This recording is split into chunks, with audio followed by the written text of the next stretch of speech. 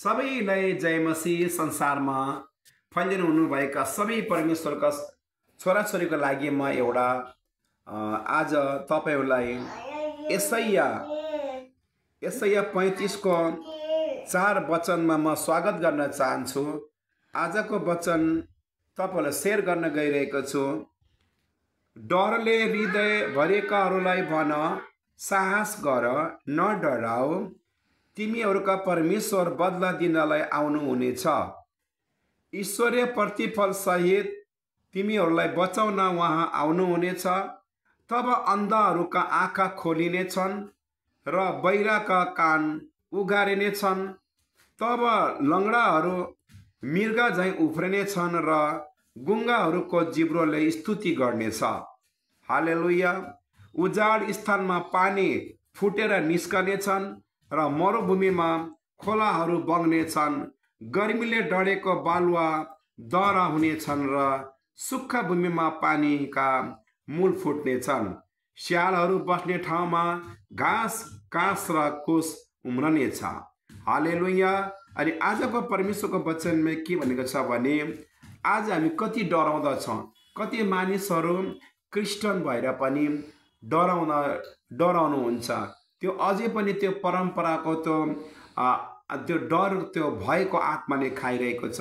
किनकि हामी पूरा रीतिले परमेश्वरमा भरोसा नगरेको कारणले अनि वचनमा भरोसा नगरेको कारणले गर्दा हामी भित्र त्यो डरले हामीले खाइरहेको छ।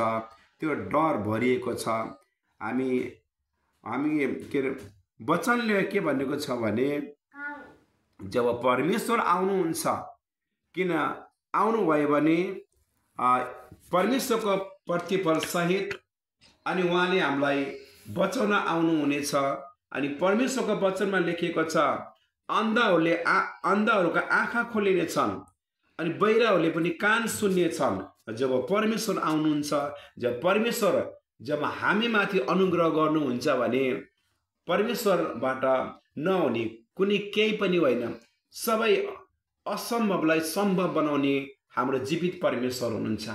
किनकि अन्धले पनि आँखा देख्न सक्छ, गुङ्गो बोल्न सक्छ, अनि लङ्गडाहरू मृग जस्तै दौडिन सक्छ, अनि सुक्खा भूमिमा पानी पार्न सक्नुहुन्छ, समुद्रलाई सुक्खा बनाउन सक्नुहुन्छ। किनकि यदि हामी परमेश्वरमा हामी भरोसा गर्छौं भने उहाँको वचनमा अनि परमेश्वरको असल छोराछोरी भएर हाम्रो आफ्नो जीवन चरित्र अनि हामी चाहिँ पवित्रतामा सत्यतामा रहेर हामी परमेश्वरको वचनमा हामी चल्यौं भने परमेश्वरले हाम्रो जीवनमा बहुत ठूला ठूला कामहरू परमेश्वरले गर्न चाहनुहुन्छ। अहिले भर्खर हामी वचनमा सुन्यौं सबै चिज परमेश्वरबाट हुन सक्छ। असम्भव परमेश्वरले सम्भव गर्न सक्नुहुन्छ। जो तपाईं हामीले गर्न नसकेका कुरा चिजहरू परमेश्वरबाट सम्भव हुन्छ। मात्रै हामी परमेश्वरमा विश्वास गरौं र आज वचनको द्वारा तपाईहरुले आशीष पाउनु भएको होस् र छुटकारा पाउनु भएको होस्। आज हामी ठान्ने छौं वचनको द्वारा सुनेर हामी आजदेखि यदि हाम्रो हृदयमा कोही भयले हाम्रो हृदयमा भरिएको छ भने, सताइको रहेको छ भने, हामीलाई भयले खाइरहेको छ भने, त्यो डरको आत्माले खाइरहेको छ भने आजको वचनको द्वारा हामी सबै आफ्ना भय डरलाई हामी निकालेर फाल्नेछौँ यीशुको नाममा। किनकि प्रभु हाम्रो साथमा हुनुहुन्छ। सबैलाई जय मसीह। आमेन।